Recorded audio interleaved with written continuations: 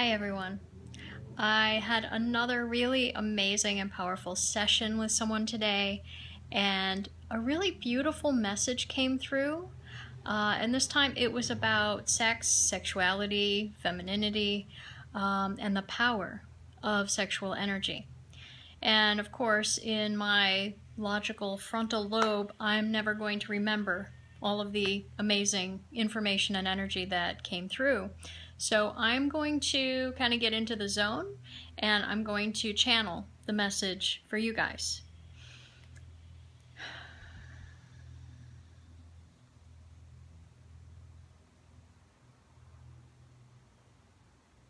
For centuries, women have been suppressed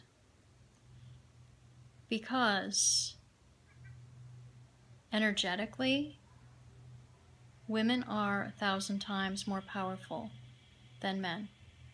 Feminine energy has a greater strength than masculine energy. In the physical form, masculine is strong and powerful. In the energetic form, feminine is strong and powerful. And this was greatly feared. Women had intuition. Women have healing abilities. Women have the ability to create energy through sex. And the power of this was so overwhelming that for years and years, for centuries and centuries, this had to be suppressed. This had to be labeled as evil. And so all of those things, the power through sex, intuition, healing abilities, those were all labeled as evil. They were all given a satanic connotation. But what was really occurring was the suppression of the feminine. And now is a time, the shift is a time of bringing feminine energy back into balance. And this means embracing our sexuality in a completely different way. If you look at Tantra, if you look at Kundalini, the energies of other places, they have still embraced the energy that sex can create, that the balance of masculine and feminine energy within someone can create. We as a culture have made sex dirty. We have made it something other than what it was intended to be. It's meant to be a connection with the divine. It's meant to be a connection with yourself. It's meant to be a soul connection with another human being. It's meant to be a balance of masculine and feminine energy. Not just in a relationship, but within each individual being.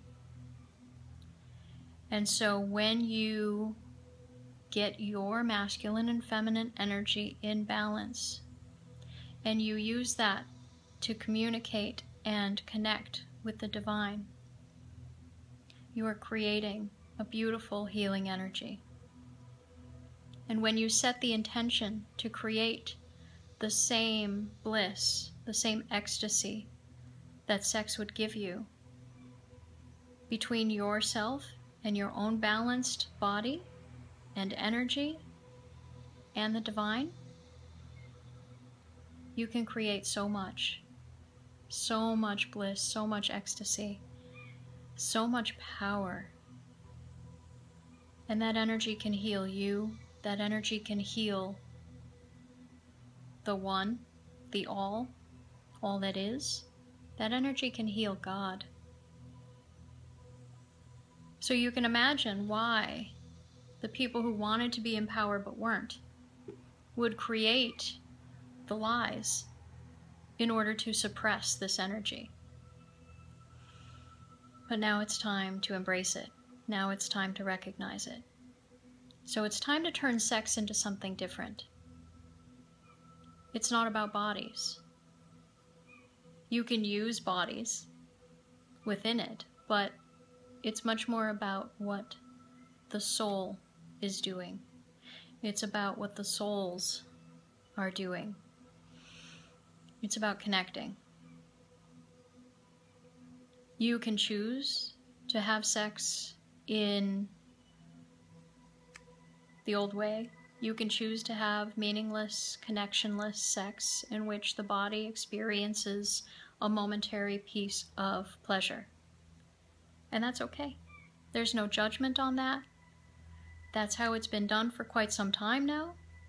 But you have to ask yourself, if you are longing for something deeper, something more, if you feel like part of you has been suppressed for a very long time, if you are displeased with your sex life or displeased with your relationship, it's not time to change the relationship.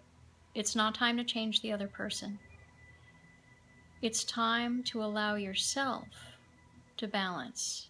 It's time to recognize the masculine and the feminine within you, and to connect directly with the divine and open yourself to that. And allow your body to move in a way that brings you pleasure. Allow yourself to intend that you experience the same pleasure and bliss that you experience during sex, but not with your genitals, not with your skin necessarily, but more with your brain chemicals, your hormones, the things that rush through you that bring you that pleasure. Ask for that to be flowing through you. Just ask for it. Just receive. Just move. Just allow that to be created. Create for yourself the passion and the pleasure and the intensity that you wish to have with another person. Create that for yourself. And once you start to do that for yourself and you make that direct, balanced connection with the divine, you'll begin to attract the partners who want to have that with you. Whether that's the person you're married to or someone off in the future, things will begin to evolve so that you can have that connection with someone. And when you do, things get even more powerful. You connect even more deeply with each other and with the divine. You heal yourselves more deeply. You heal the people on this earth plane more deeply. And you heal the divine more deeply. So you just have to keep reaching out. Keep reaching out to the divine, centering and balancing yourself, and allowing that connection to continue and to grow, to expand, and to bring you great pleasure and bliss and healing and abundance. And then allow the rest to come to you. But what's really important is when you make that connection with another person, to have it be about what your souls are doing rather than what your bodies are doing. Set the intention that you are connecting on a soul level with the person that you are intimate with, and that your souls are connecting with the divine. You'll be amazed at what this can create for you, for the world, for so many things. Such great healing, such great bliss.